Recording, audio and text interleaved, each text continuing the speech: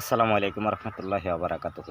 দেশের বাইরে যে জায়গাতে দেখছেন সকলের প্রতি শ্রদ্ধা রেখে স্মরণ করছি। দেশের স্বার্থে জনগণের স্বার্থে কিছু কথা বলছি। বিশেষ করে নির্বাচন নিয়ে যে একটা রং তামাশা চলছে, আসলে এগুলো দুঃখজনক। কোন দল কি করছে এগুলো দেখার দায়িত্ব আসলে নির্বাচন কমিশনার নয়।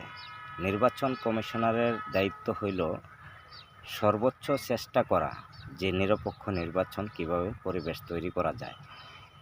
আরেকটা বিষয় আপনাদের মাঝে না বললে নয়, যদি নির্বাচন অ্যালাউ করতে হয়, গ্রহণযোগ্য নির্বাচন দিতে হয়, সর্বপ্রথম আওয়ামী লীগ প্রতীক থাকতে হবে। যদি আওয়ামী লীগ প্রতীক না থাকে, তো সর্বশ্রেণীর জনগণ কিংবা নেতাবিন্দু সবাই আপনারা শুনে রাখেন কথাগুলো, 100% নিশ্চিত নির্বাচন অ্যালাউ হবে না। জাতীয় সংঘ যেই চিঠি বর্তমান বাংলাদেশ দূতাবাসকে দিয়েছে, আপনারা শুনলে গায়ের পশম দাঁড়িয়ে যাবে। মনে রাখবেন,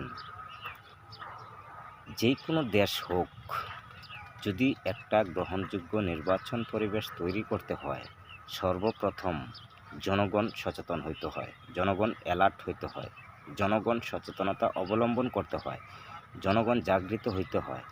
এইভাবে ঘুমায় থাকলে সুন্দর নির্বাচন কখনো আশা করতে পারবেন না।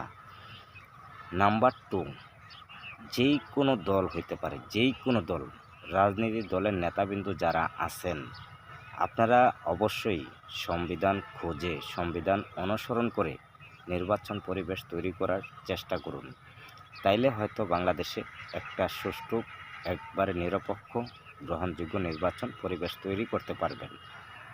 তো যেভাবে কতক্ষণ দেখি যে বিএনপির নেতাবিন্দু আসন নিয়ে ভাগাভাগি, এনসিপির নেতাবিন্দু আসন নিয়ে ভাগাভাগি, বরঞ্চ আসলে আপনারা কি জানেন, যদি একটা দল, বাংলাদেশের ভিতরে সর্বশ্রেষ্ঠ দল আওয়ামী লীগ প্রতীক যদি আপনার নির্বাচনের সময় গ্রাহক যারা আমরা ভোট দেই, যদি আওয়ামী লীগকে যারা ভালোবাসে, যদি তারা জানে কিংবা শুনে কিংবা দেখে যে আওয়ামী লীগ প্রতীক এই জায়গায় নাই, তাহলে তো মোটামুটি বাংলাদেশের 67%, 67% লোক কেন্দ্রে যাবে না, ভোট দেবে না। তাইলে আপনারা কি করবেন? যখন জাতীয় সংঘে প্রশ্নের মোকাবেলা হয়ে যাবেন, তখন আপনারা কি জবাবদিহি করবেন? কোনো জবাবদিহি আপনাদের কাছে নাই। গ্রহণযোগ্য নির্বাচন পরিবেশ তৈরি করার জন্য চেষ্টা করুন। নির্বাচন কমিশনারের যেই দায়িত্ব, অবশ্যই আপনি এই ভূমিকা পালন করুন। সবাই ভালো